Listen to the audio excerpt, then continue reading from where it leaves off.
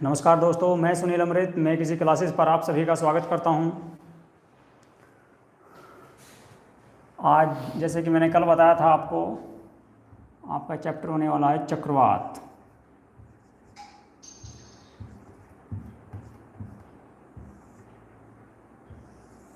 और चक्रवात में हम पढ़ने वाले हैं अम्फान।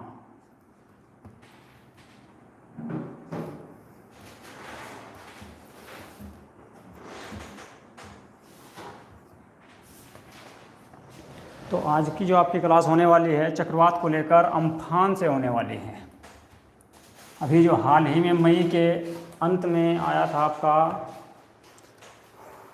एक तूफान,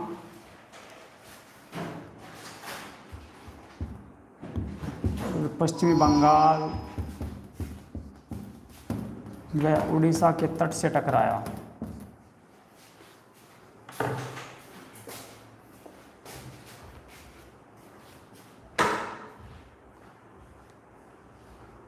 अम्फान चक्रवात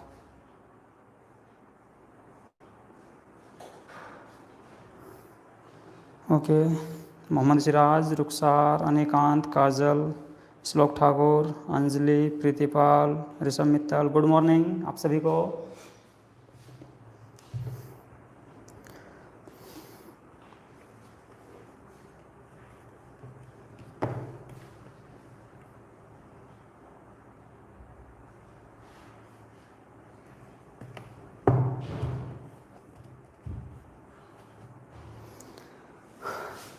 ओके,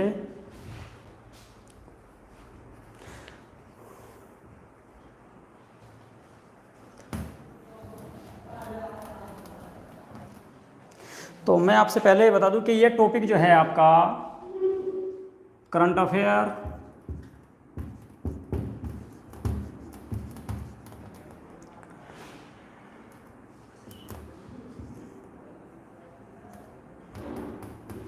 करंट अफेयर्स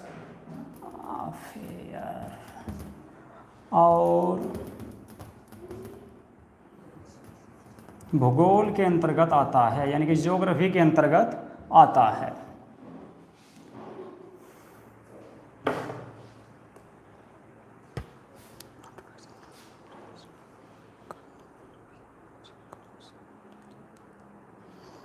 अच्छा, थोड़ा सा लेट हो गए थे आज। Vishnu Mittal, Rajiv Kumar, Arun Kumar, good morning.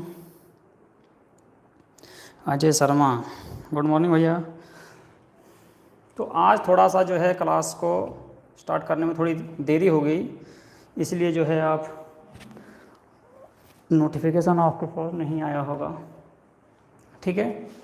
तो आपका जो आज का चैप्टर होने वाला है वो चक्रवात को लेकर है, क्योंकि अभी हाल फिलहाल में 2 चक्रवात भारत ने झेले हैं, जो भारत को जो है भारत पे एक तरह से कह सकते हैं कि अटैक किया है, अम्फान और निसर्ग। तो हम पहले अम्फान की बात करेंगे, उसके बाद निसर्ग की बात करेंगे। सबसे पहले मैं आपको बता दूं, ये टॉपिक जो है आपका करंट अफेयर में आता है और भूगोल के अंतर्गत भी आता है। इसके बाद जो बच्चे यूपीएससी का एग्जाम, वैसे तो ये आपका जो है किसी भी परीक्षा के लिए करंट अफेयर की दृष्टि से किसी भी परीक्षा के लिए, यानी कि आप जो ले सकते हैं इसको ग्रुप डी से लेके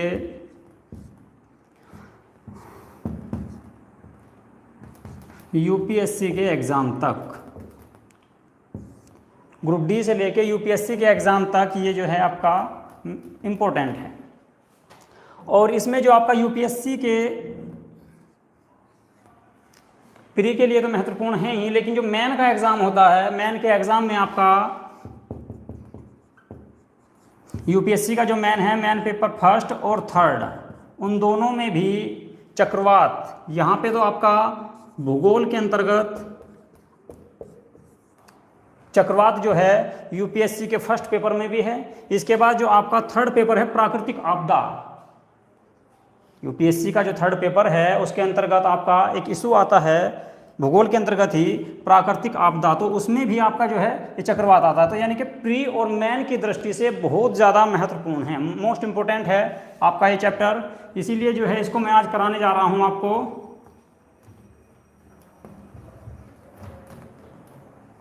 तो सबसे पहले हम ये जानेंगे कि चक्रवात है क्या और कैसे आते हैं चक्रवात, कैसे बनते हैं, कहाँ पे बनते हैं, कैसे इनको नाम दिया जाता है। ओके, राहुल पाल, HS ग्रामर्स, गुड मॉर्निंग।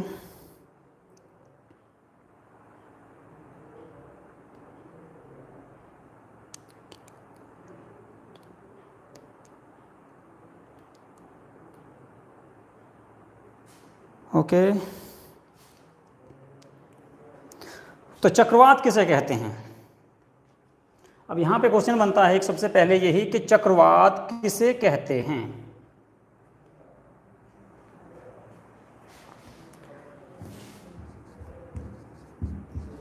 चक्रवात क्या है या चक्रवात किसे कहते हैं, बता सकता है कोई बच्चा। चक्रवात किसे कहते हैं।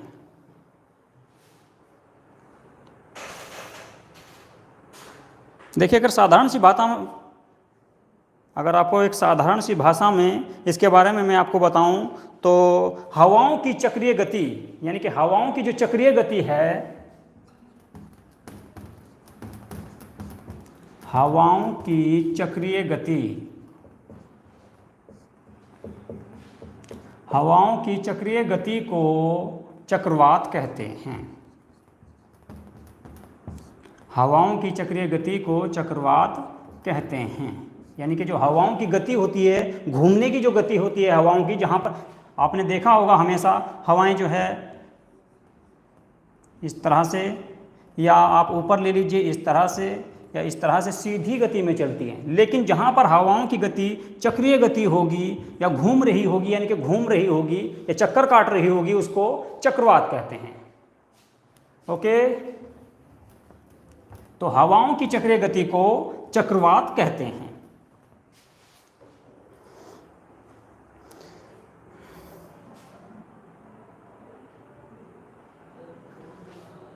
प्रीतिपाल, गोल गोल घूमने वाली, जी हाँ, जो हवाएं गोल यानी कि चक्रीय गति में जो घूमती हैं, जो गोल गोल घूमती है, उन्हीं को चक्रवात कहते हैं। ठीक है, इसके बाद अब चक्रवात जो है किस दिशा में कैसे घूमते हैं।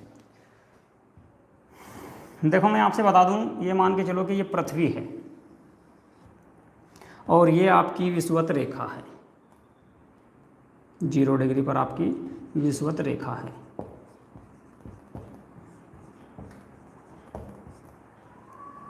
तो देखिए, इसको बोलते हैं, ये आपका क्या हुआ, उत्तर, और ये हुआ दक्षिण। उत्तर, दक्षिण, पूरब और पश्चिम। ठीक है, तो इस क्षेत्र को जो है, इस गोले को जो बोलते हैं, उत्तर वाले को, इसको बोलते हैं उत्तरी गोलार्ध, इसको बोलते हैं दक्षिणी गोलार्ध। उत्तरी गोलार्ध, और ये हो गया आपका दक्षिणी गोलार्ध। गोलार्ध का अर्थ होता है आधा गोला, गोलार्ध का अर्थ होता है आधा गोला। तो यानी कि जो उत्तर में है उसको उत्तरी गोलार्ध और जो दक्षिण में है दक्षिणी गोलार्ध कहेंगे। ओके, तो उत्तरी गोलार्ध में चक्रवात की दिशा कैसी होती है और दक्षिणी गोलार्ध में चक्रवात की दिशा कैसी होती है। यहां से भी क्वेश्चन बनते हैं कि उत्तरी गोलार्ध में जो चक्रवात होते हैं उनकी दिशा कैसी होती है और दक्षिणी गोलार्ध में चक्रवात की दिशा कैसी होती है।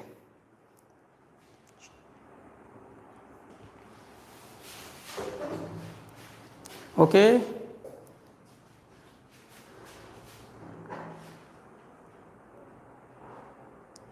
एंटी क्लॉकवाइज, काजल जैन, कौन सी दिशा में एंटी क्लॉकवाइज होती है और कौन सी दिशा में क्लॉकवाइज होती है, जल्दी से कमेंट करके बताएं। देखो, उत्तरी गोलार्ध जो है, उत्तरी गोलार्ध में चक्रवात की दिशा एंटी क्लॉकवाइज होती है। एंटी क्लॉकवाइज का मतलब है घड़ी की विपरीत दिशा में, घड़ी की विपरीत दिशा में। तो आपके जो उत्तरी गोलार्ध में जो चक्रवात बनेंगे,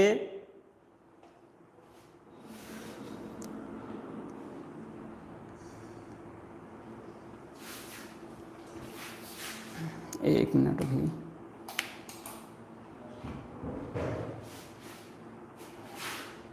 ठीक है, ओके। उत्तरी गोलार्ध में जो आपके चक्रवात बनेंगे वे होंगे एंटी क्लॉकवाइज,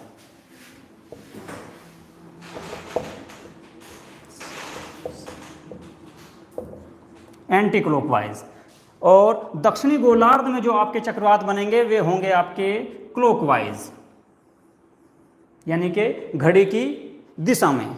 ओके,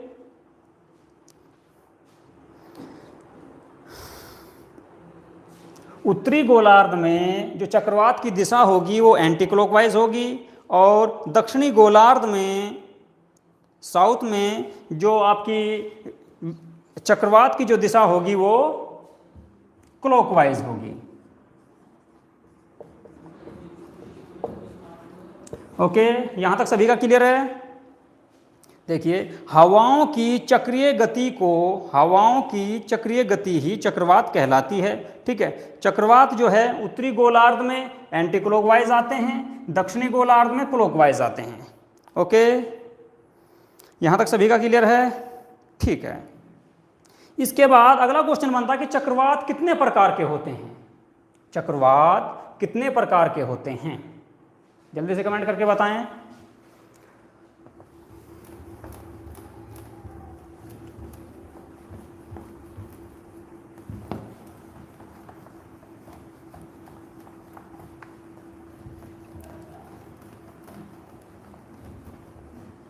अम्फान से पहले हम थोड़ा सा चक्रवात के बारे में जान लेते हैं, उसके बाद अम्फान की बात करेंगे।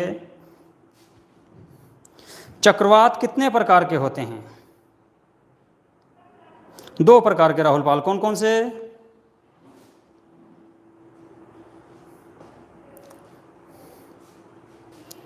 देखिए, चक्रवात 2 प्रकार के होते हैं। नंबर 1, चक्रवात 2 प्रकार के होते हैं।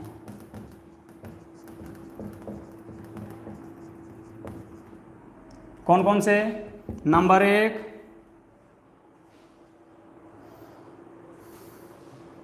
साइक्लोन एंटीसाइक्लोन नहीं, अनेकांत। जल्दी से बच्चे बताएं, चक्रवात जो हैं 2 प्रकार के होते हैं, तो कौन कौन से चक्रवात होते हैं? देखिए, 2 ही प्रकार के चक्रवात होते हैं। कौन कौन से? नंबर 1, शीतोष्ण चक्रवात। नंबर 2, उष्णकटिबंधीय चक्रवात। नंबर 1, शीतोष्ण चक्रवात।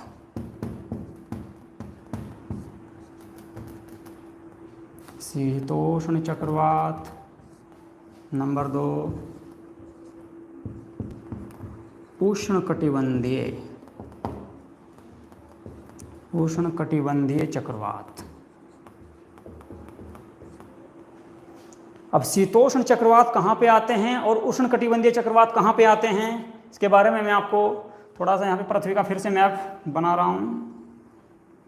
ये मान लीजिए पृथ्वी है और ये आपकी विषुवत रेखा है 0 डिग्री पर। ठीक है, इसके ऊपर यहाँ पर आपकी कर्क रेखा है। कितने डिग्री पर है कर्क रेखा? कर्क रेखा है आपकी 23.5 डिग्री पर। इसके बाद नीचे आपकी मकर रेखा है दक्षिण में विषुवत के, ये भी आपकी 23.5 डिग्री पर है मकर रेखा। ओके, तो आप ये मान लीजिए कि ये पृथ्वी है। ओके, ये आपकी विषुवत रेखा 0 डिग्री पर, इक्वेटर जो है, और अब इसके ऊपर, इसके उत्तर में जो है, विषुवत रेखा के उत्तर में उत्तरी गोलार्ध में 23.5 डिग्री पर आपकी कर्क रेखा, और विषुवत रेखा के दक्षिण में यानी कि नीचे 23.5 डिग्री मकर रेखा। ठीक है, अब देखिए, जो ये इसके बीच का जो क्षेत्र है, यानी कि कर्क रेखा से मकर रेखा के बीच का जो क्षेत्र है, उसको कहते हैं उष्णकटिबंधीय क्षेत्र। उसको कहते हैं उष्णकटिबंधीय क्षेत्र। तो जो चक्रवात इस क्षेत्र में आएंगे, आपके कर्क रेखा से मकर रेखा के बीच जो चक्रवात आएंगे, उनको कहेंगे उष्णकटिबंधीय चक्रवात। और जो उसके ऊपर यानी कि जो इस क्षेत्र में आएंगे, आपके यहाँ पर ये जो क्षेत्र है, इस क्षेत्र में जो चक्रवात आएंगे, इस क्षेत्र को बोलते हैं शीतोष्ण चक्रवात। सॉरी शीतोष्ण क्षेत्र, ओके, या शीतोष्ण कटिबंधीय क्षेत्र, अनिकांत 23.5 डिग्री, ओके, ठीक है। देखिए जो ये ऊपर का क्षेत्र है इसको बोलते हैं शीतोष्ण कटिबंधीय क्षेत्र। आगे चला गया चलिए, शीतोष्ण कटिबंधीय क्षेत्र, शीतोष्ण कटिबंधीय क्षेत्र।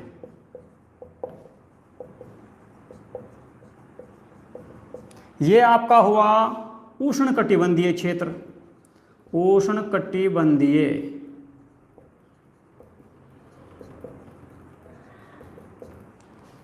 कर्क रेखा से मकर रेखा के बीच का जो क्षेत्र है उसको बोलते हैं उष्ण कटिबंधीय क्षेत्र। तो उष्ण कटिबंधीय क्षेत्र में जो चक्रवात आएंगे उनको उष्ण कटिबंधीय चक्रवात बोलेंगे। इसके बाद इसके जो ऊपर है 23 डिग्री ऊपर और 23 डिग्री नीचे, यानी कि कर्क रेखा से ऊपर और मकर रेखा से नीचे का जो क्षेत्र है इसको बोलते हैं शीतोष्ण कटिबंधीय क्षेत्र। तो इस क्षेत्र में जो चक्रवात आएंगे उनको बोलते हैं शीतोष्ण चक्रवात या शीतोष्ण कटिबंधीय चक्रवात। ओके, यहां तक सभी का क्लियर है? यहां तक किसी बच्चे को कोई डाउट है? चक्रवात दो प्रकार के होते हैं, शीतोष्ण चक्रवात और उष्ण कटिबंधीय चक्रवात। ओके, शीतोष्ण चक्रवात जो है कहाँ पे बनते हैं? जो शीतोष्ण का क्षेत्र है पृथ्वी के अंदर 23.5 डिग्री उत्तर में और कर्क रेखा से, यानी कि 23.5 डिग्री से ऊपर जो कर्क रेखा से है, इसके बाद जो 23.5 डिग्री नीचे मकर रेखा से नीचे का जो क्षेत्र है उसको शीतोष्ण कटिबंधीय क्षेत्र बोलते हैं। तो वहाँ पे शीतोष्ण चक्रवात आएंगे। और आपका जो ये बीच का एरिया है, यानी कि कर्क रेखा से मकर रेखा के बीच का जो एरिया है, यहाँ पे आपके उष्ण कटिबंधीय चक्रवात आते हैं। तो जो चक्रवात इस क्षेत्र में आएंगे उनको उष्ण कटिबंधीय चक्रवात बोलेंगे, जो ऊपर आएंगे उनको शीतोष्ण चक्रवात बोलेंगे या शीतोष्ण कटिबंधीय चक्रवात बोलेंगे। सारे का चौधरी लेट हो गए, कोई बात नहीं। यहां तक आप सभी के क्लियर हो चुका है?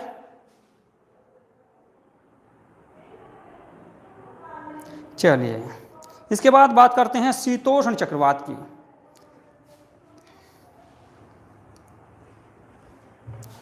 शीतोष्ण चक्रवात, इसको साफ कर देता हूं मैं। नंबर 1 पे लिखा है मैंने शीतोष्ण चक्रवात। तो शीतोष्ण चक्रवात जो है एक सामान्य घटना है। देखिए शीतोष्ण चक्रवात, काजल जी, ठीक है, शीतोष्ण चक्रवात एक सामान्य घटना है। ओके, ये जो ज़्यादातर जो है इससे कोई ये ज़्यादा विनाशकारी नहीं है।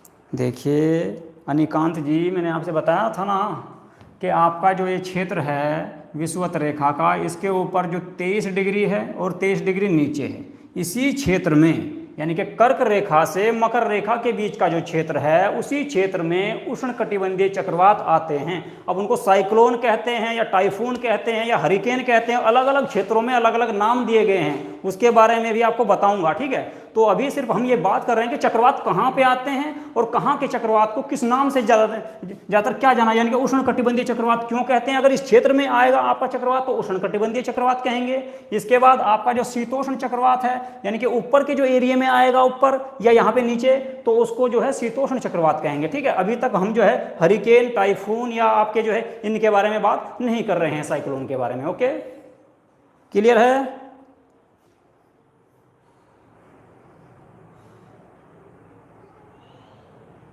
ठीक है, चलिए देखिए, जो है आपके शीतोष्ण चक्रवात जो हैं ये एक सामान्य घटना होती है और ये ज़्यादा विनाशकारी नहीं होते।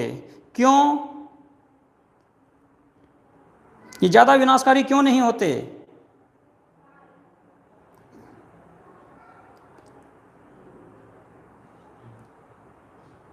देखिए, ये ज़्यादा विनाशकारी इसलिए नहीं होते क्योंकि इनमें शीतोष्ण चक्रवात जो होते हैं यहाँ पर इस एरिया में जो आते हैं, इनकी गति बहुत कम होती है, इसलिए ये ज़्यादा विनाशकारी नहीं होते। लेकिन इस क्षेत्र में हवाओं की गति बहुत ज़्यादा तेज होती है, इसलिए उष्णकटिबंधीय चक्रवात बहुत ज़्यादा विनाशकारी होते हैं। जैसा कि हाल ही में अभी अम्फान आया है और उससे बहुत ज़्यादा जो है नुकसान हुआ है। ठीक है, चलिए इसके बाद अगला क्वेश्चन बनता है कि शीतोष्ण चक्रवात कहाँ पर बनते हैं। देखिए शीतोष्ण चक्रवात जो हैं स्थल और समुद्र दोनों जगह बनते हैं। शीतोष्ण चक्रवात स्थल पर भी बनते हैं, यानी कि पृथ्वी पर भी बनते हैं, स्थल खंडों पर भी बनते हैं, और समुद्र दोनों जगह बनते हैं।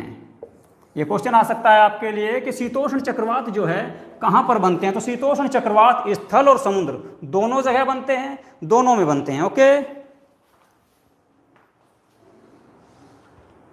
जी हाँ, स्पीड कम होती है।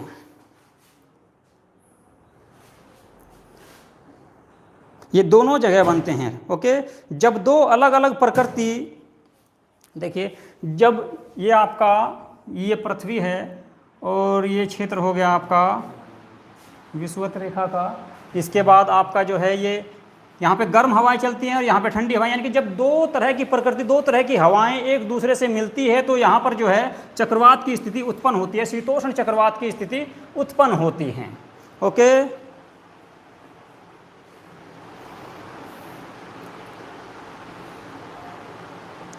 आगे चलें। ठीक है, अब बात करते हैं उष्णकटिबंधीय चक्रवात की। देखिए शीतोष्ण चक्रवात जो हैं स्थल और समुद्र दोनों जगह बनते हैं। ठीक है, इसके बाद उष्णकटिबंधीय चक्रवात, मैंने बताया आपको कि कर्क रेखा से मकर रेखा के बीच के क्षेत्र को उष्णकटिबंधीय बोलते हैं। तो उष्णकटिबंधीय यहाँ पर जो चक्रवात बनेंगे उष्णकटिबंधीय चक्रवात बनेंगे। उष्णकटिबंधीय चक्रवात बहुत ज़्यादा विनाशकारी होते हैं। क्यों? क्योंकि इनमें हवाओं की गति बहुत तेज होती है। ओके, और देखिए 99% जो उष्णकटिबंधीय चक्रवात जो बनते हैं, 99% ये आंकड़ा है, 99% चक्रवात जो हैं, जो उष्णकटिबंधीय चक्रवात होते हैं वो समुद्र में बनते हैं, यानी कि समुद्र पर बनते हैं, जल के अंतर्गत बनते हैं। लेकिन टोर्नेडो जो आपका यूएसए, कनाडा और मैक्सिको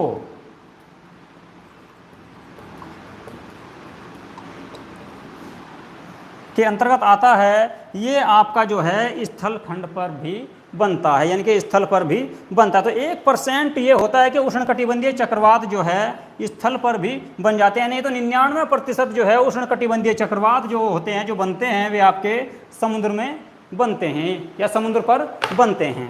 ओके, ठीक है, यहां तक सभी बच्चों का क्लियर हो गया?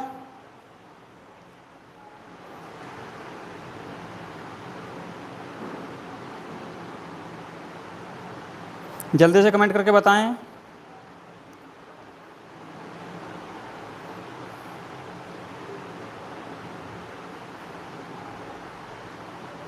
ठीक है,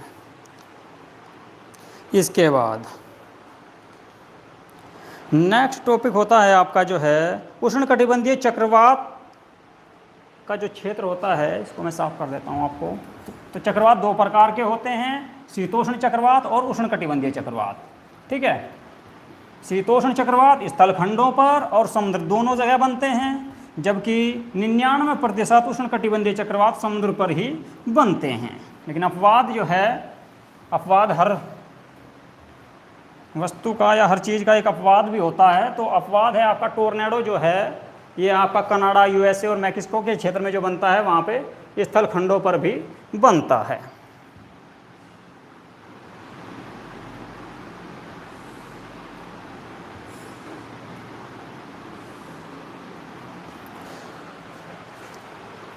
अब देखिए पृथ्वी पर सबसे निम्न दाब का जो केंद्र होता है वो कहाँ पर होता है?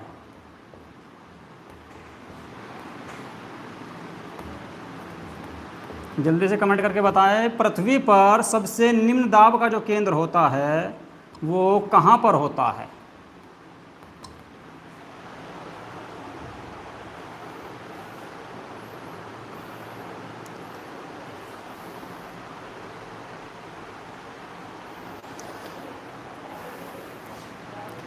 देखिए पवनें जो हैं इस तरह से चलती हैं, ये विषुवत रेखा है, विषुवत रेखा पर इस टाइप में पवनें चलती हैं।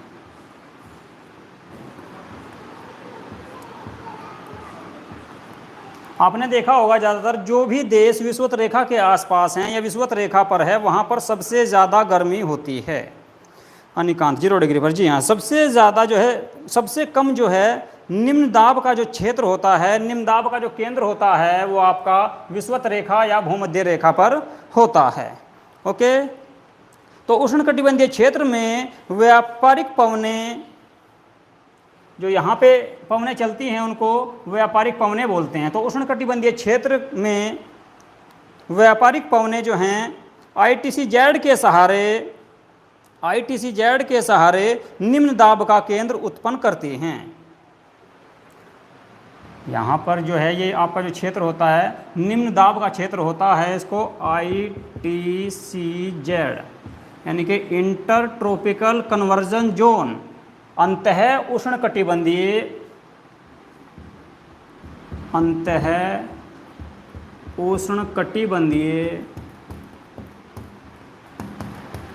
अभिसरण क्षेत्र, अभिसरण क्षेत्र जो है हिंदी में अब ITC-Z को बोलते हैं। यानी कि ITC-Z का जो केंद्र बनता है, जो ITC-Z है आपका यहाँ पे निम्न दाब का केंद्र, इस पर जब और ज़्यादा निम्न दाब हो जाता है, अधिक धूप निकलने के कारण, अधिक प्रकाश पड़ने के कारण तापमान और ज़्यादा बढ़ जाता है हवाओं का, तो निम्न दाब और ज़्यादा निम्न दाब हो जाता है, जिस कारण यहाँ पर हवाएं घूमने लगती हैं। ओके, जिसके कारण चक्रवात की स्थिति उत्पन्न होती है। बैटरी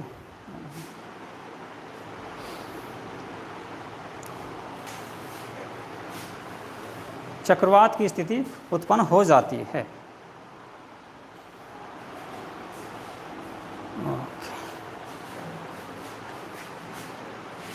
ठीक है,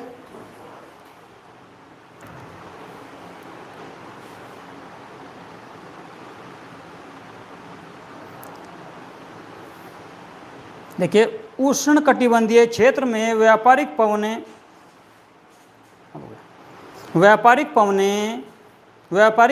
के अभिसरण से ITC-Z जो है,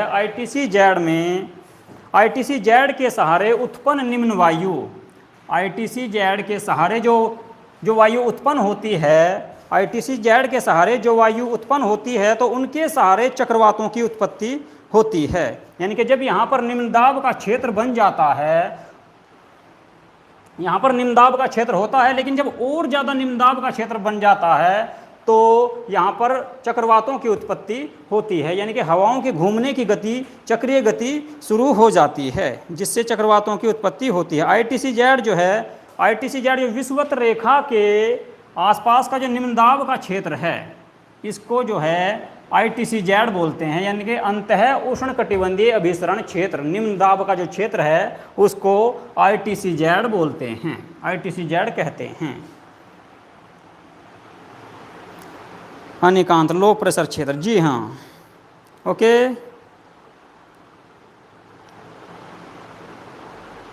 आगे चलें। अब देखिए अगला क्वेश्चन बनता है यहाँ पे कि जो आपके जो चक्रवात हैं वे ITC-Z के आसपास कितने डिग्री तक बनते हैं, किस क्षेत्र में बनते हैं, कहाँ तक बनते हैं। तो आपका जो ये 0 डिग्री है, विषुवत रेखा है, इससे 5 डिग्री उत्तर में, यानी कि 5 डिग्री ऊपर और 5 डिग्री नीचे, यानी कि 5 डिग्री उत्तर में और 5 डिग्री दक्षिण तक आपके चक्रवात नहीं बनते, यानी कि उसके बाद चक्रवात बनते हैं। हाँ, चक्रवात की स्थिति उत्पन्न होती है ITC-Z के पास या विषुवत रेखा के पास। जब आपकी चक्रवात की स्थिति उत्पन्न होती है तो वो कहाँ पे होती है, यानी कि 5 डिग्री ऊपर और 5 डिग्री नीचे के क्षेत्र में। यानी कि 0 डिग्री पे कभी भी चक्रवात नहीं बनता, ना 2 डिग्री, 3 डिग्री, 4 डिग्री, 5 डिग्री के ऊपर बनना शुरू होगा। यानी कि 5 डिग्री से ऊपर और 5 डिग्री से नीचे, यानी कि दक्षिण में ही आपके चक्रवात बनेंगे। ओके, यहाँ तक क्लियर हो गया सबका? चक्रवात जो बनते हैं भूमध्य रेखा के 5 डिग्री उत्तर या 5 डिग्री दक्षिण में ही बनते हैं।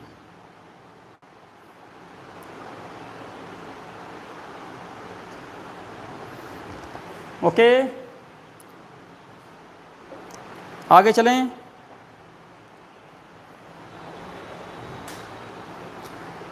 हो गया श्लोक ठाकुर, ठीक है। अब देखिए चक्रवात जो है, आपने देखा होगा चक्रवात हमेशा महाद्वीपों के पूर्वी तटों पर, जो उत्तरी गोलार्ध में है, उत्तरी गोलार्ध में आपने देखा होगा जो चक्रवात हैं हमेशा पूर्वी तटों पर आते हैं।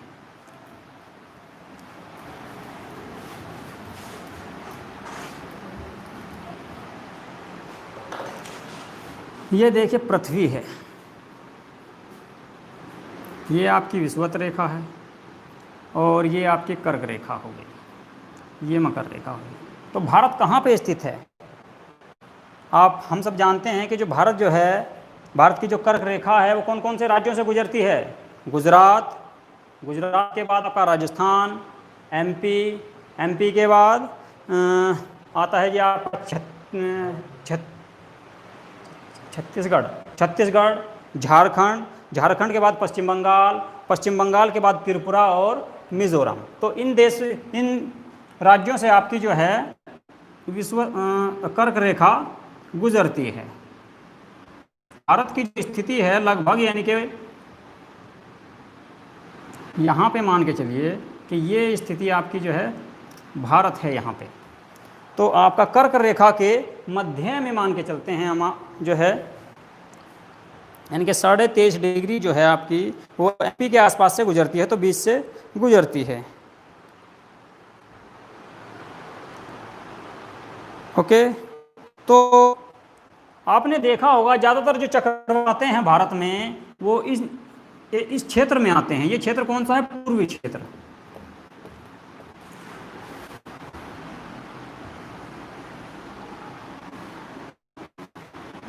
यानी कि भारत में ज़्यादातर जो चक्रवात आते हैं वे आपके पूर्वी क्षेत्र में आते हैं।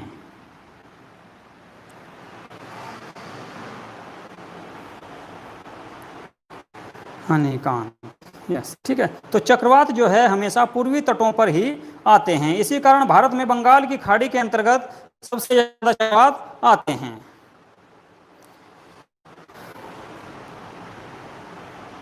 इसके बाद चक्रवात जो है सामान्यतः उष्णकटिबंधीय या आपकी जो है व्यापारिक जो पवनें हैं उनका अनुसरण करते हैं। तो भारत में सबसे ज़्यादा जो चक्रवात आते हैं इस क्षेत्र में आते हैं, यानी कि पूर्वी तटों पर आते हैं। तो पूर्व में कौन कौन से राज्य पड़ते हैं आपके? यहाँ पे केरल है, यहाँ क्या आपका केरल को चलो छोड़ दीजिए, ये तो आपका पश्चिम में भी ले सकते हैं इसको। आपका यहाँ पे तमिलनाडु है, तमिलनाडु के बाद आंध्र प्रदेश है, आंध्र प्रदेश के बाद उड़ीसा है, उड़ीसा के बाद आपका आता है पश्चिम बंगाल। तो इन क्षेत्रों में भारत के जो राज्य हैं, और एक यहाँ पे आपका आता है पुदुचेरी, तो इसके आसपास जो है सबसे ज़्यादा चक्रवात आते हैं। लेकिन उनमें भी सबसे ज़्यादा कहाँ पे आते हैं? उड़ीसा और पश्चिम बंगाल के तटों पर आते हैं सबसे ज़्यादा चक्रवात भारत में, ठीक है। ओके, तमिलनाडु जो है आपका, हाँ ये बताया ना मैंने, तमिलनाडु है आपका, तमिलनाडु के बाद आपका जो है आंध्र प्रदेश है, आंध्र प्रदेश के बाद उड़ीसा और पश्चिम बंगाल का क्षेत्र आता है। ओके, यहाँ तक क्लियर है सबका?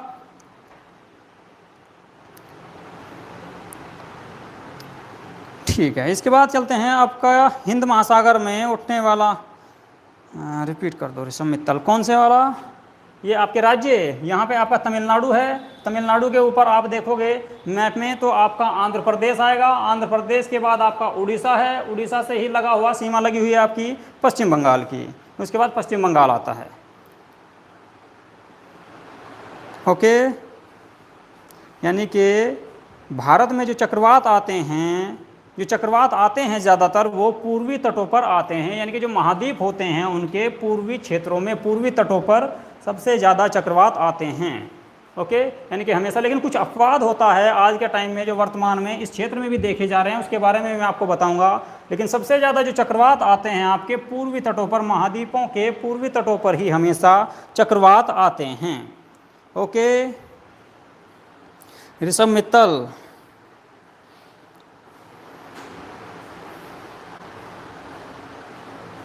महाद्वीपों के पूर्वी तटों पर हमेशा चक्रवात आते हैं। जो चक्रवात आते हैं हमेशा महाद्वीपों के पूर्वी तटों पर ही आते हैं। यहाँ तक क्लियर है सबका?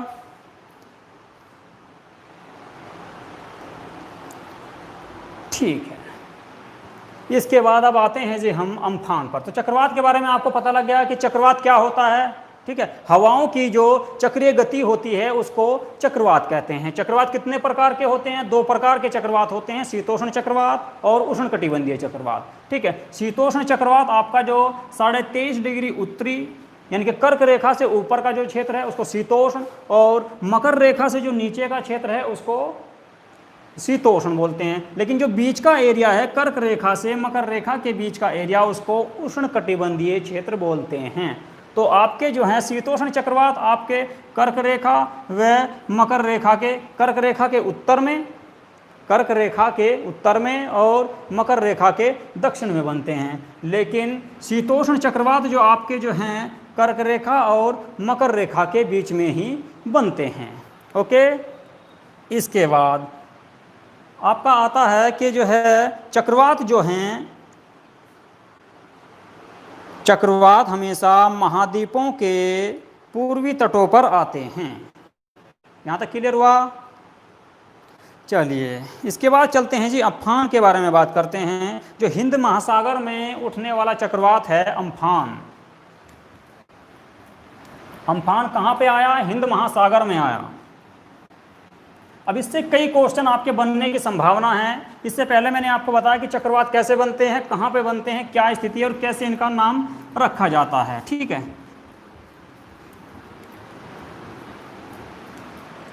अब देखिए बता दूं मैं आपको अम्फान के बारे में। जो हिंद महासागर में उठा है आपका, हिंद महासागर में उठने वाला अम्फान, अम्फान चक्रवात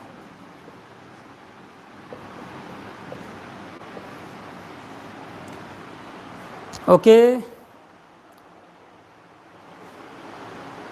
तो अम्फान चक्रवात जो है, जल्दी से अपना आंसर बताइए कि अम्फान चक्रवात हिंद महासागर में कहां पर उठा? अम्फान चक्रवात हिंद महासागर में उठा है।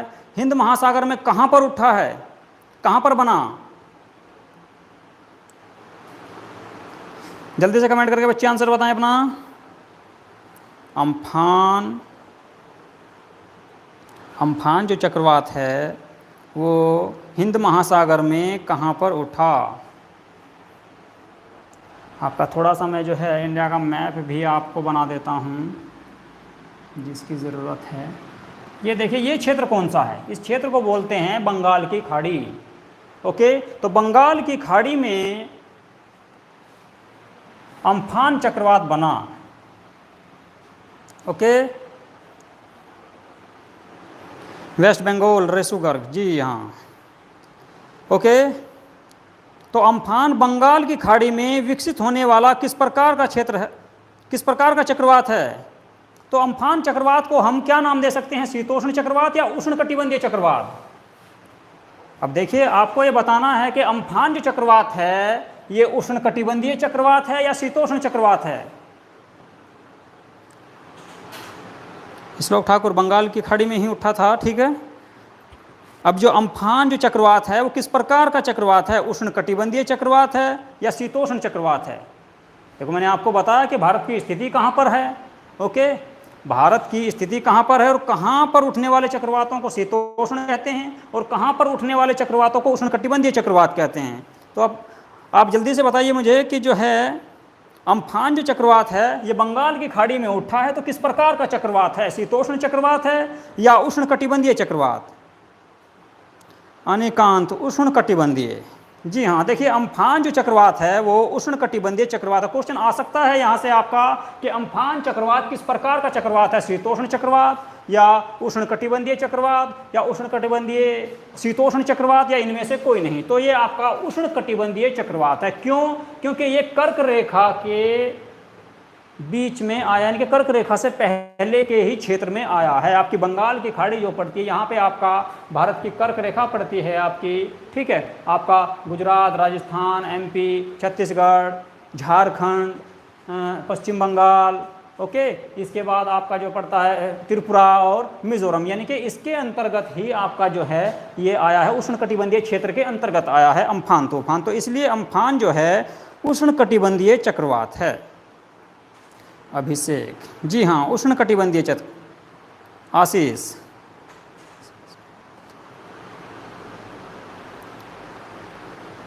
उष्णकटिबंधीय चक्रवात है, ओके। तो उष्णकटिबंधीय जो चक्रवात, ये जो आपका चक्रवात है अम्फान, ये उष्णकटिबंधीय चक्रवात है। इसके बाद अगला क्वेश्चन बनता है यहाँ से, जो ये अम्फान नाम दिया गया है, अम्फान, इसको चक्रवात को जो अम्फान का नाम दिया है, ये किस देश से लिया गया है? अम्फान चक्रवात का जो नाम है ये किस देश से लिया गया है?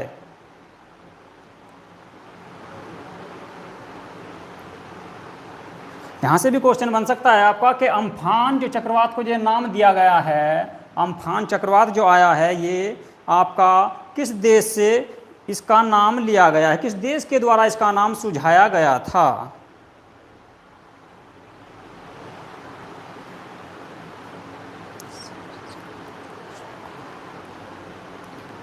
रेसु गर्ग, इसका क्या मतलब होता है? उष्णकटिबंधीय का, वो देखिए उष्णकटिबंधीय का मतलब है गर्म क्षेत्र, यानी कि जो आपका जो है गर्म जो क्षेत्र होता है उसको उष्णकटिबंधीय बोलते हैं, उष्णकटिबंधीय क्षेत्र बोलते हैं। यानी कि जहाँ पे ज़्यादा गर्मी पड़ती है, जो गर्म क्षेत्र होता है आपका कर्क रेखा से मकर रेखा के बीच का जो क्षेत्र है जो गर्म है उसको उष्णकटिबंधीय, और जो ठंडा क्षेत्र आपका जो आता है कर्क रेखा से ऊपर और मकर रेखा से नीचे उसको जो है शीतोष्ण क्षेत्र बोलते हैं।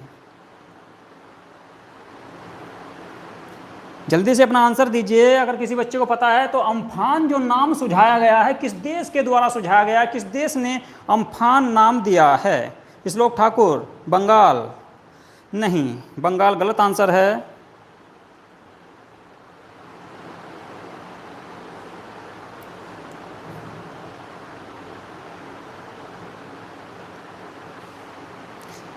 देखिए अम्फान जो नाम दिया है वो आपका थाईलैंड के द्वारा सुझाया गया है। थाईलैंड, थाईलैंड के द्वारा अम्फान का नाम सुझाया गया है, यानी कि अम्फान का नाम दिया गया है। और थाई भाषा में अम्फान का क्या अर्थ होता है? थाई भाषा में मोस्ट इंपॉर्टेंट है, यहाँ से क्वेश्चन बन सकता है आपका किसी भी एग्जाम के लिए। वो मैं डिटेल से जो बता रहा हूँ यूपीएससी वालों के लिए, लेकिन जो छोटे एग्जाम देते हैं जैसे कि यूपी पुलिस है, यूपीएसआई वगैरह, जो और भी कोई रेलवे के एग्जाम होते हैं, एसएससी के एग्जाम होते हैं, तो वहाँ से इसी तरह के क्वेश्चन पूछता है कि अम्फान से रिलेटेड एक ही वर्ड में जो आंसर आते हैं उसको ज़्यादातर पूछते हैं। तो आपका जो है थाई भाषा में अम्फान का क्या अर्थ होता है? थाईलैंड के द्वारा सुझाया गया अम्फान का नाम, अम्फान का जो नाम है जो आपका भारत में अभी आया था मई के लास्ट में, तो इसको जो है थाई भाषा में क्या कहते हैं? अम्फान का अर्थ क्या होता है?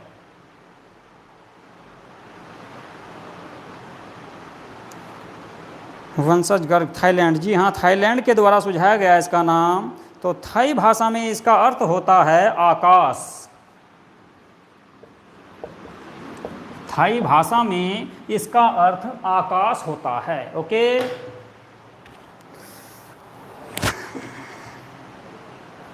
यहां तक सभी बच्चों का क्लियर है? अब अगला क्वेश्चन ये बनता है कि इससे कौन कौन से क्षेत्र प्रभावित हुए? अम्फान जो है, अम्फान चक्रवात से कौन कौन से क्षेत्र प्रभावित हुए? जल्दी से कमेंट बताएं, कमेंट करके बताएं कि कौन कौन से क्षेत्र में जो है, जबकि मैंने मैप में आपका बना दिया है यहाँ पर कि जो अम्फान जो चक्रवात आया यहाँ पर आया, आपका भारत के आसपास का जो क्षेत्र है ये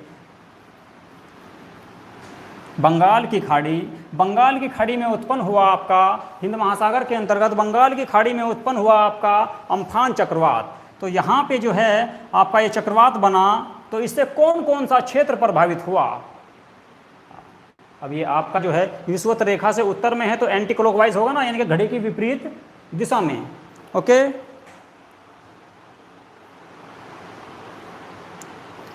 मलेशिया, रेसुगर्ग वेस्ट बंगाल से ही है, मलेशिया तक इसका प्रभाव नहीं था। सबसे ज़्यादा जो प्रभाव रहा इसका पूर्वी भारत। देखिए इसका जो क्षेत्र आएगा आपका पूर्वी भारत, और पूर्वी भारत में कौन कौन से राज्य थे? पूर्वी भारत में भी पूरे पूर्वी भारत को नहीं लिया, पूर्वी भारत में आपके 2 राज्य थे, पश्चिम बंगाल व उड़ीसा। एक तो ये था आपका जो है जो इसके प्रभाव में आया है, जहाँ पर इसने प्रभाव अपना डाला है। इसके बाद दूसरा आपका देश आता है बांग्लादेश। बांग्लादेश में भी इसका प्रभाव देखा गया। इसके बाद नंबर 3 पे आता है आपका श्रीलंका। श्रीलंका में भी इसका प्रभाव देखा गया। तो ये 3 क्षेत्र हैं, पूर्वी भारत, बांग्लादेश और श्रीलंका, जिसके अंतर्गत इसका सबसे ज़्यादा प्रभाव देखा गया। राहुल पाल, केरल में कोई ज़्यादा इफेक्ट इसका नहीं था, लेकिन श्रीलंका तक था। जो श्रीलंका का आपका पूर्वी क्षेत्र था उस क्षेत्र में इसका इफेक्ट था। ओके, तो इसका जो प्रभाव पड़ा अम्फान का पूर्वी भारत, बांग्लादेश और श्रीलंका। ठीक है, इसके बाद आता है जी आपका, देखिए ये जो आपका अम्फान है, अम्फान चक्रवात है, इसको मैं साफ कर देता हूँ यहाँ से।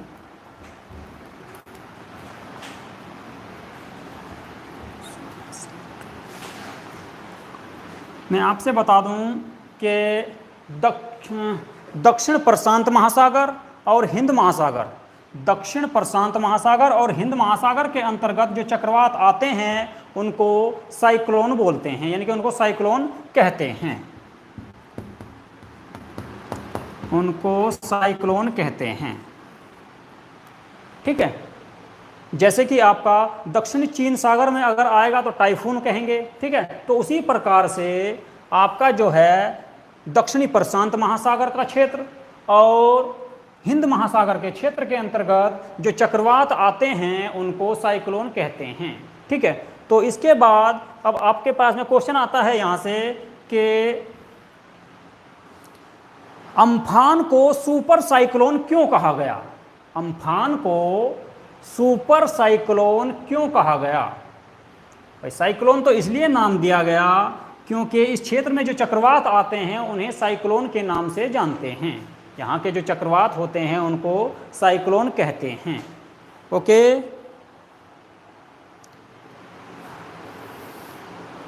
यहाँ के जो क्षेत्र के अंतर्गत आते हैं उनको साइक्लोन कहते हैं। ठीक है, टाइफून जो है आपका चीन के अंतर्गत, चीन के दक्षिण चीन, आपका दक्षिण चीन सागर जो है उसके अंतर्गत जापान है, चीन है, उत्तरी कोरिया, दक्षिण कोरिया वे देश आते हैं वहाँ पे, तो वहाँ पे जो है चक्रवात को टाइफून कहते हैं। भारत, श्रीलंका, बांग्लादेश और आपका जो है इधर के जो पूर्व के जो देश हैं, जितने भी देश हैं सब, इधर आपके जो है अरब सागर के आसपास के भी जो देश हैं, यानी कि हिंद महासागर के अंतर्गत, हिंद महासागर के अंतर्गत और दक्षिणी प्रशांत महासागर के अंतर्गत जितने भी चक्रवात आते हैं उनको चक्रवात को साइक्लोन कहते हैं। ठीक है, और आपका इसको अम्फान को जो है सुपर साइक्लोन कहा गया। तो अम्फान को सुपर साइक्लोन क्यों कहा गया? यहाँ पे मेरा क्वेश्चन है आपसे कि अम्फान को सुपर साइक्लोन क्यों कहा गया? जल्दी से कमेंट करके बताएं।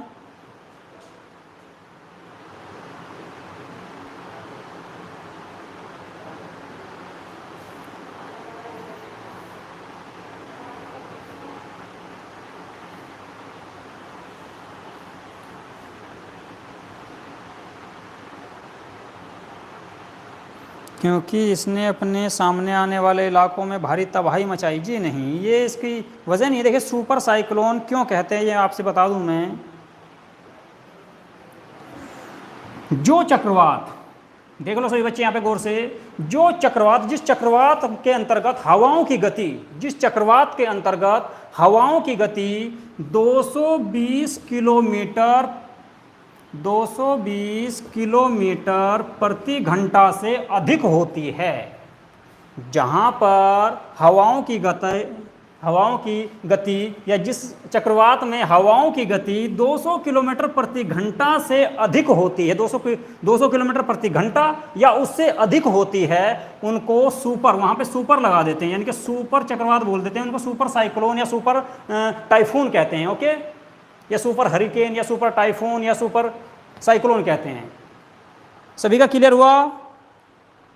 स्पीड के कारण, जी हाँ अनिकांत, 220 किलोमीटर से अधिक स्पीड के जो चक्रवात होते हैं, जहां पर जिन चक्रवात के अंतर्गत हवाओं की गति 220 किलोमीटर से अधिक होती है, उनको सुपर साइक्लोन कहते हैं। हिंद महासागर के अंतर्गत उनको सुपर साइक्लोन कहते हैं, और जिनकी गति 220 किलोमीटर से कम होती है उनको साइक्लोन कहते हैं, यानी कि उनको चक्रवात कहते हैं।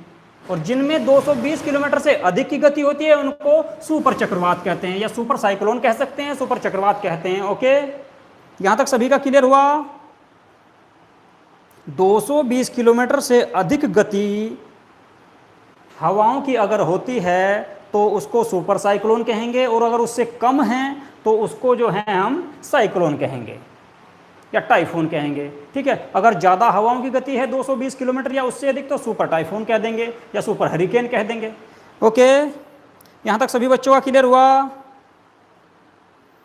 ठीक है जी श्लोक ठाकुर, रेसु गार्ग, ठीक है ठीक है। इसके बाद देखिए, अब एक क्वेश्चन यहाँ से बनता है, आपका लॉजिक है, बन सकता है, और यूपीएससी की दृष्टि से बहुत महत्वपूर्ण है कि भारत में जो ये अम्फान जो आया है, जो बंगाल की खाड़ी में अम्फान जो चक्रवात बना, क्यों बना, क्या कारण है, क्या वजह है ऐसी कि क्यों बना ये। इस तरह से क्वेश्चन आ सकता है आपका मेंस में भी या प्री में भी आ सकता है। यूपीएससी इस तरह के क्वेश्चन पूछ लेती है, तो इसलिए क्या वजह है इसकी, क्यों आया। अब देखिए ऐसा तो नहीं है कि चक्रवात प्रत्येक वर्ष आते हैं, वैसे तो चक्रवात उठते ही रहते हैं समुद्र में, ठीक है, लेकिन इतना बड़ा चक्रवात, क्या स्थिति थी, क्यों जो है ये अम्फान जो चक्रवात बना, इसका क्या कारण था।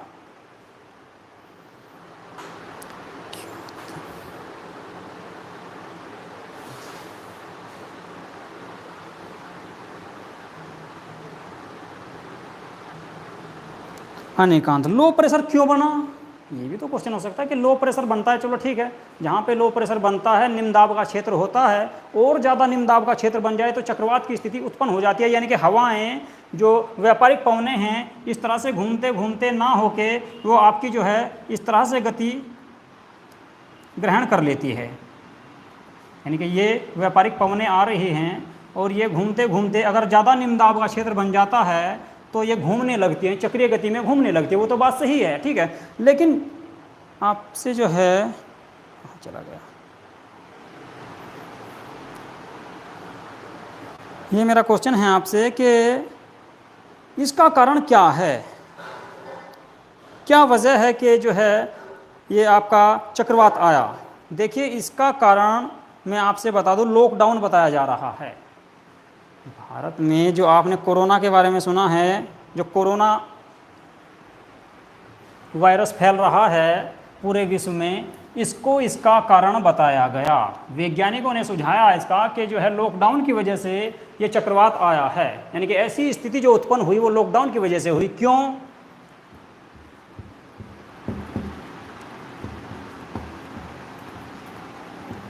इसका ये लेकिन लॉजिक है, एक इस पे इफेक्ट है, बन सकता है, हो सकता है इसका भी कारण। क्यों लॉकडाउन क्यों हो सकता है? क्योंकि आपने देखा है लॉकडाउन के अंतर्गत सभी औद्योगिक इकाइयां जो हैं बंद हैं आज के टाइम पे।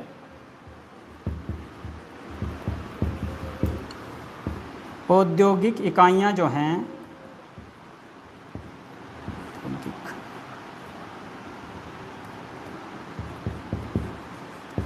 औद्योगिक इकाई यानी कि फैक्ट्रियाँ वगैरह जो हैं, जो कंपनी हैं, ये बंद हैं। और ये बताया गया कि जो इनसे निकलने वाला धुआं है, इनसे निकलने वाला धुआं, धूल, कण आदि जो है, जो आकाश में मुक्त हो जाता है। ओके, औद्योगिक इकाइयों से निकलने वाला पोल्यूशन या धुआं जो है वो आकाश में मुक्त हो जाता है, आकाश में चला जाता है और बादलों का निर्माण करता है। लेकिन आपने देखा होगा अप्रैल मई के आसपास जो है, जब से लॉकडाउन लगा था, मौसम काफ़ी साफ था, यानी कि बादल वगैरह की स्थिति बहुत कम थी। तो वैज्ञानिकों ने सुझाया कि इसमें जो है बादल न होने के कारण सूर्य की जो किरणें थी वो पृथ्वी पर या समुद्र पर पूरी तरह यानी कि साफ तरह आ रही थी, उनका अधिक प्रभाव पड़ रहा था, ताप अधिक बढ़ रहा था। समुद्र के क्षेत्र में जो आपका विषुवत के आसपास का जो एरिया है, उस क्षेत्र में जो बंगाल की खाड़ी का जो क्षेत्र है, हिंद महासागर का क्षेत्र है आपका, उस क्षेत्र में तापमान अधिक बढ़ रहा था, जिससे निम्न यानी कि लो प्रेशर का क्षेत्र उत्पन्न हुआ।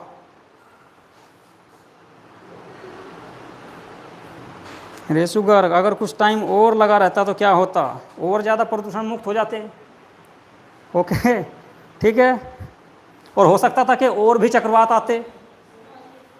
नमस्ते भैया। हो सकता था कि और भी ज़्यादा चक्रवात की स्थिति उत्पन्न हो जाती। ठीक है।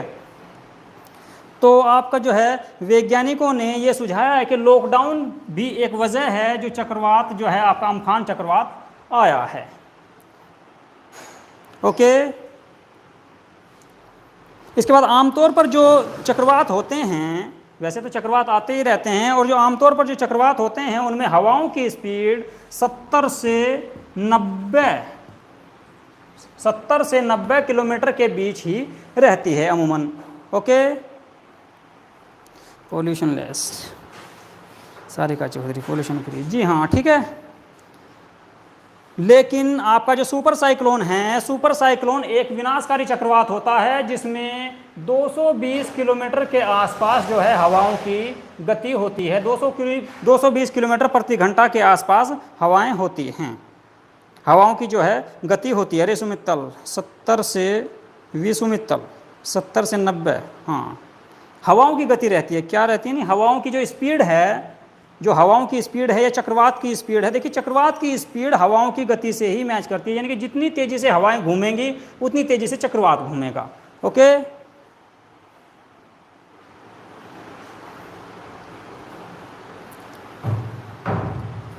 क्लियर है यहां तक?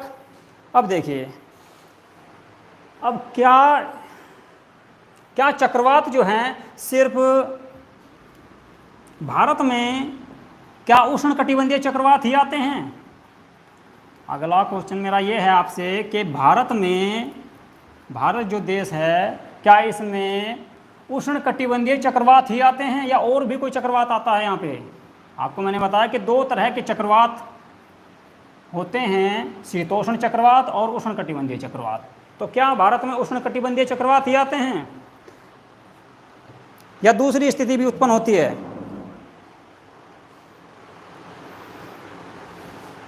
सर कंप्लीट नहीं, अभी कंप्लीट नहीं हुआ है, अभी कंप्लीट नहीं हुआ है प्रतिपाल,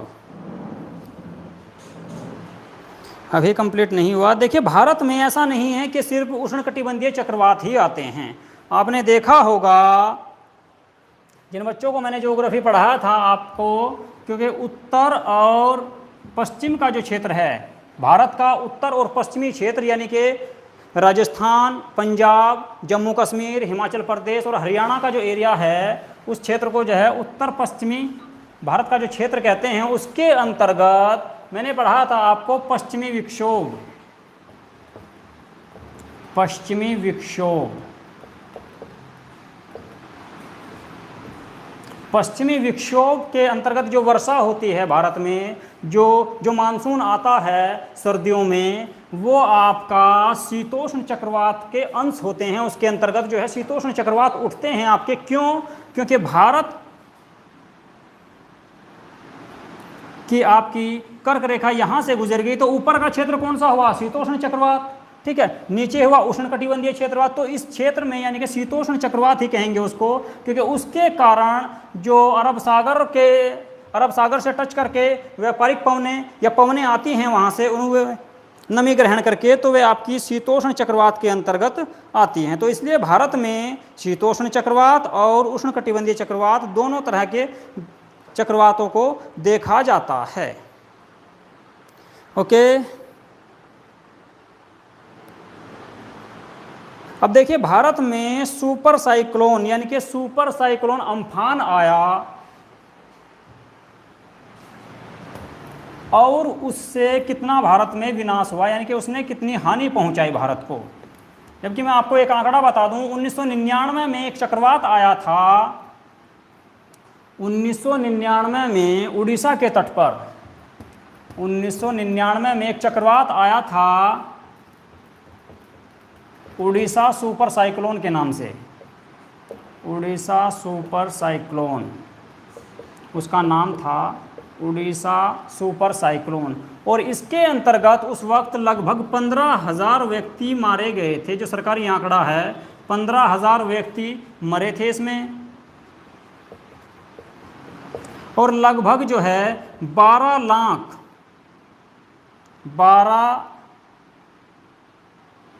लाख पशु मारे गए थे, यानी कि इतनी हानि इसने जो है पहुंचाई थी भारत में। लेकिन आज के टाइम में जो अम्फान आया वह इतना विनाशकारी नहीं था। क्यों? क्योंकि भारत में अब टेक्नोलॉजी का विकास हो चुका है, और टेक्नोलॉजी के कारण पहले ही इस बात को सूचित कर दिया जाता है आसपास के क्षेत्रों में कि इन क्षेत्रों में जो है चक्रवात आने वाला है या तूफान आने वाला है या भारी वर्षा के लिए अलर्ट कर दिया जाता है, जिससे वहाँ से लोगों को हटा दिया जाता है। तो यही कारण है कि अब जो है भारत में उतना विनाशकारी ये अम्फान नहीं था, लेकिन फिर भी इसमें आपका लगभग 100 के आसपास व्यक्तियों की जानें गई हैं अम्फान के अंतर्गत। ओके,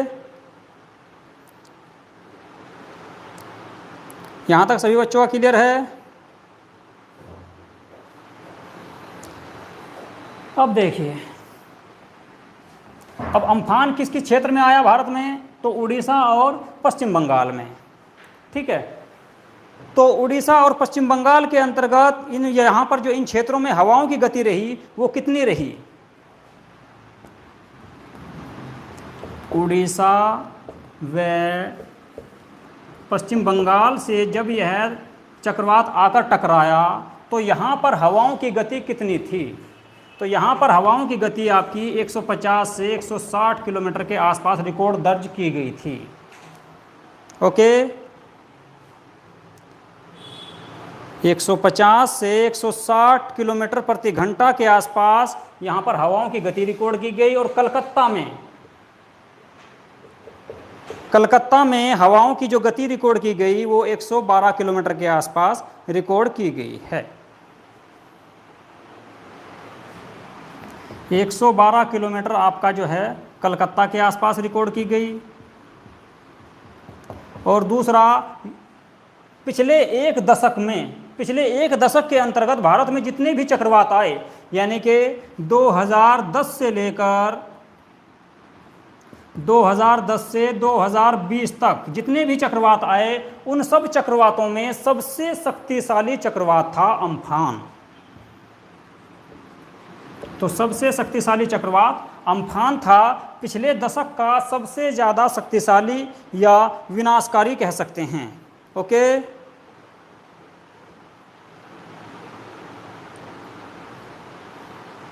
यहाँ तक क्लियर है सबका?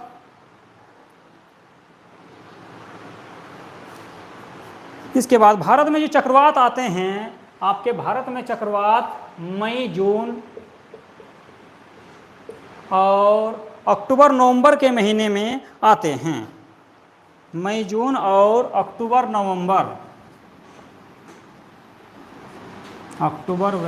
नवंबर के महीने में आते हैं। भारत में जो चक्रवात आते हैं, जो चक्रवात की स्थिति उत्पन्न होती है, सबसे ज़्यादा मई, जून और अक्टूबर, नवंबर में होते हैं। ओके,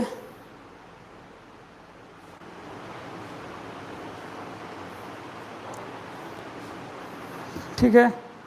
और चक्रवात की जो आदर्श दशाएं होती हैं, चक्रवात जो बनते हैं आपके,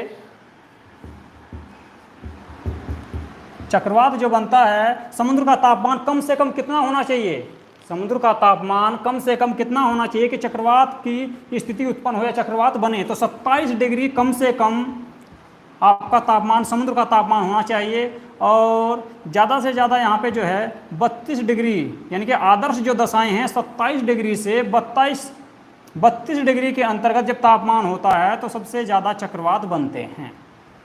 उष्णकटिबंधीय चक्रवात की जो उत्पत्ति होती है सबसे ज़्यादा, उसके लिए जो अनुकूल या आदर्श दशाएं हैं 27 डिग्री से 32 डिग्री के बीच है। ओके, तो ठीक है, आज की क्लास यहीं तक रखते हैं। इसके बाद जो है आपको निसर्ग के बारे में कल डिटेल में पढ़ेंगे। ठीक है, अगर किसी बच्चे को यहाँ तक कोई डाउट है तो बताए जल्दी से। अम्फान को लेकर अगर किसी प्रकार का क्वेश्चन है या चक्रवात को लेकर तो जल्दी से कोई बच्चे बता सकते हैं, किसी को कोई प्रॉब्लम हो।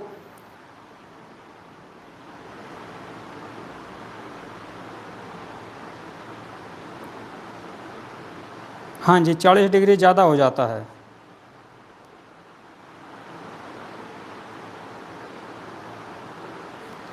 पॉलिटी की क्लास ये मान लो कि कल आपका निसर्ग हो जाएगा और उसके बाद परसों को जो है आपकी पॉलिटी की क्लास रेगुलर स्टार्ट होगी। ओके, ठीक है, तो आज की वीडियो कैसी लगी आपको कमेंट करके बताएं, और कोई अगर आपको प्रॉब्लम हो तो कमेंट कर सकते हैं, उस चीज़ को मैं आपका क्लियर कर दूंगा। देखिए, बैंक के एग्ज़ाम में ज़्यादातर इकोनॉमी से क्वेश्चन बनते हैं, लेकिन हो सकता है कि करंट में आपका जो है अम्फान या निसर्ग के बारे में आ सकता है क्वेश्चन, लेकिन ज़्यादातर जो वहाँ से क्वेश्चन आते हैं आपके इकोनॉमी से आते हैं। बैंक में जो जीएस आती है आपकी इकोनॉमी की आती है, और इकोनॉमी से ही ज़्यादा क्वेश्चन बनते हैं जो करंट की इकोनॉमी होती है। ओके, ठीक है, तो आप सभी वीडियो को लाइक कर दें, और जिन बच्चों ने चैनल को सब्सक्राइब नहीं किया है, वैसे तो सभी ने कर लिया होगा, लेकिन जिसने नहीं किया है सब्सक्राइब कर लें और वीडियो को ज़्यादा से ज़्यादा शेयर करें। ठीक है, ओके, नमस्कार।